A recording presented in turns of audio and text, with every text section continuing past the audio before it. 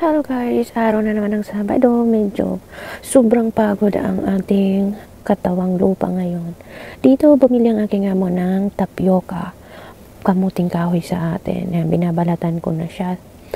Pagkatapos kong balatan ay ating hugasan ng ating tapioca at brabrasan natin para matanggal yung putik niya at para malinis tingnan. Malinis ang pagkakatrabaho dahil ayaw din nila na madumi tingnan at tatanggalan natin mamaya yan ng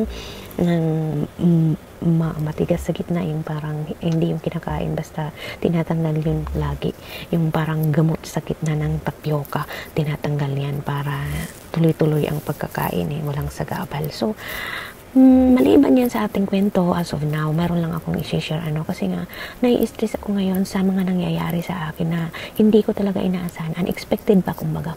Itong nangyari past few weeks, ang nangyari kasi oo, I admit na nag-friend request ako sa anak ko para makausap ko talaga siya kasi nga, nung umuwi ako hindi ko siya nakausap kasi nga tinawag ko siya, hindi siya sumagot siya na mamaya, tapos hinintay ko siya, hindi naman siya dumating. So isang beses lang ako pumunta sa kanila dahil sa rush back ako dito sa aking trabaho. Pagkatapos balik tayo sa kwento natin, past few weeks, past 2 weeks pala, ito nang nangyari, nagkaroon kami ng commotion na parang nag-aaway na kami, pero hindi ko talaga feel na ang anak ko nun kasi nga nalaman ko din na hindi nga daw niya ako chinachat. So meaning, hindi niya talaga ako importante. Sa totoo lang, ako ang una ang nag-chat sa kanya, kinukumusta ko siya kung ano na, kumusta ang laro niyo. So as a mother, normal lang yun, di ba? Tapos sabi ko sa kanya na, kumusta ka na? O, pansinin mo naman ako. Parang ganun, pinupurse ko siya na pansinin niya ako. Tapos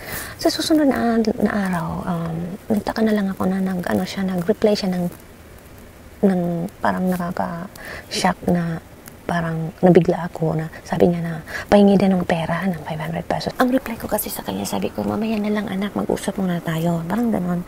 Sabi ko sa kanya, mamayang gabi na lang anak kasi gusto kitang makausap muna. So ang point ko doon bago ako magbigay ng pera, syempre gusto ko siyang kausapin at magkasigurado na siya yung humihingi, siya yung ng pera. So ganito ang nangyari. Pagkatapos kasi sabi ko sa kanya na tatawagan kita, mag-usap tayo. Hindi niya sinasagot lahat ng mga tawag ko. So, yun, nag-emote na ako, parang hindi ikaw. Tapos simula nang ganun, parang kilala ko yung mga chat mo. Kasi sabi niya na, parang marami siyang reasons, walang loan, na pinaludan ko naman yung, bago pa yung araw na yun, pinaludan ko na yung number na yun. Tapos, bigla siyang nagmura sa akin. Yun ang nabad trip ako. Bakit ganun? Tapos, yun na nga ang sinasabi ko sa kanya na, pag mabuti ang sundin mo para maging maayos ka. Tapos yun nga, inanuhan pa talaga niya. Sinabi niya sa akin ng pagbumura. So, doon ako na parang pinopropok ako nitong batang to. Pero sa totoo lang, feel ko talaga na hindi siya yun. So, I have in mind na kailangan ko talaga gumawa ng paraan to confirm na hindi yung anak ko talagang nag-chat sa akin. Ito nang nangyari. I admit na nag-post ako pero I never mentioned their name. So, ayun nga ang nangyari. Nag-react siya doon. Marami na siyang sabi sa akin doon. Pagmumura.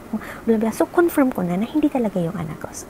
So, anong masasabi niyo? So, ngayon guys, nalaman ko pa pati na ayaw na nagagalit ang anak ko. So, wala na din ako magkawag dahil I've done my best and I'm trying hard to connect with him but still sinasarado pa nila. So, may ego din ako na naaapakan ng mga taong nakapaligid sa kanya. So, this is my ego na kung ang ayaw ng tao sa akin, hindi ko pinipilit. Ayaw ko rin, kumbaga, ayaw ko rin sa mga taong ayaw sa akin. Hindi ako namimilit na gustuhan ako. Yun lang talaga. Pero ngayon guys, nakapag-desisyon na din ako na ayaw ko na rin talaga. Kasi kung visiting lang, kung makipag-usap lang, hanggang makita ko na lang siya, masaya na ako. Salamat guys sa panonood sa aking video at pagkikinig na aking kwento. Thank you! At ngayon, luto na ang ating tapioca. Yan guys, tikman na natin din. Wala sila, mauna tayong kumain sa kanila. Ang takbo. Wala lang siyang gata. Ayaw nila, gusto lang yung naasuka lang.